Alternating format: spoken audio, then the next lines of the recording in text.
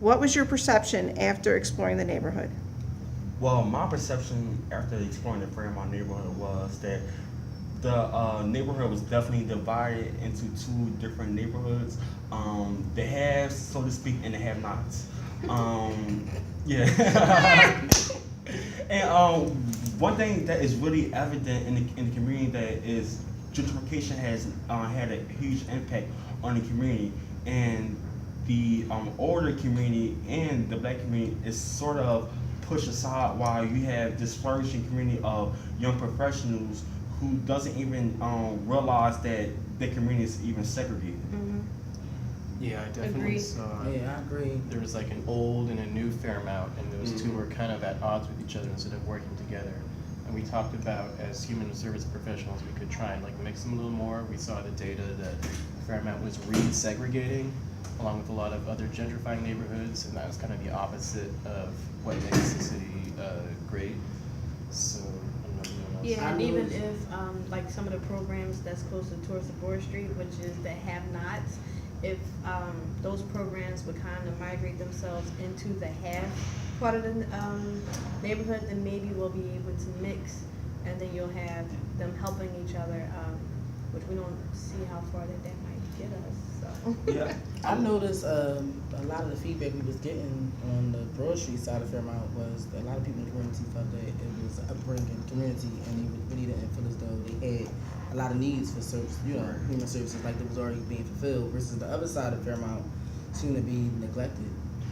Like just something that I was just thinking about. I found that it was real interesting that at one point in time, the history included that there was two different Halloweens. Mm-hmm. The white community and the black community had separate Halloweens just because they wanted to keep the community segregated. And still to this day, there's are a lot of remnants of that in the community though, and it's obvious though. You know, Yeah, we can see you it. can see the difference. So what's not in the, I would like to, personally, I would like to see some kind of resources that would integrate both communities together though, because I'm sure they have a lot to offer each other though, and they are of the same people though, you know, it's just.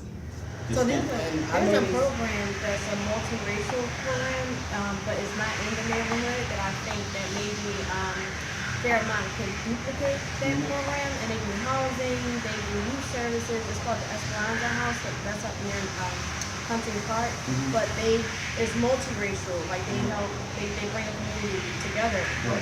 You know, so whoever needs help, no matter where you come from any block, they'll help you. And I think that's what Fairmont might need. And another thing I noticed was the Broad Street side of Fairmount had condos, and the other side had project housing. And I think they all should have good quality care of housing.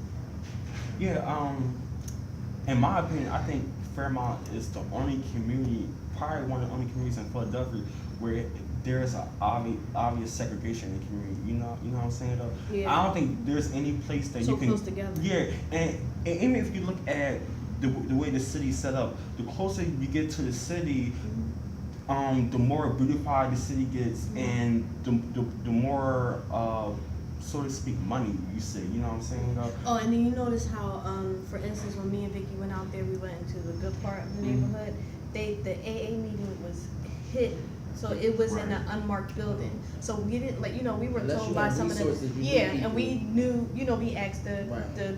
the guy in the coffee shop who lived in that neighborhood, and he's the one who actually showed. And he's always right down the street, but it was up to us to figure out, okay, this is not a business, this is not a business, this looks weird, it gotta be this, and we walked in to where it's no. need of, Yeah, how would we be able to find that? We understand that it's anonymous, but we are anonymous. The building shouldn't be anonymous. Whereas though when you go into the nitty gritty part of the neighborhood, you got the recreation center right there, bright and labeled. You got the Salvation Army sitting right there, bright and labeled. Right. But instead, you want to hide the defects of the neighborhood.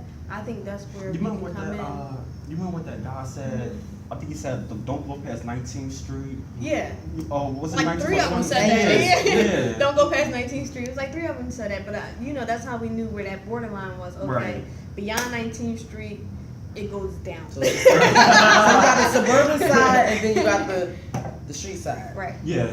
So, well, that's our James. And I guess the one last thing I want to bring up is the hospital that's closing, the True. opioid treatment St. place. Joseph's. I think there's a push for a lot of that to happen because they're trying to push these human services out of their neighborhoods. So we They can didn't push want the to see people those out. types.